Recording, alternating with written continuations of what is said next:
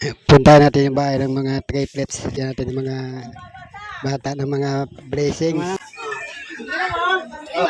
Thank you. Salamat. Ito yung tatlong bata. Sana yun? Ito. Yan, halapit kayo. Pagtabihin mo dito. Pagtabihin mo. Bibigyan dali ko rin bago. Wow. Ayun na, dali. Oh, diba? Thank you po. Thank you. Thank you po. Sabi. Thank you po ba?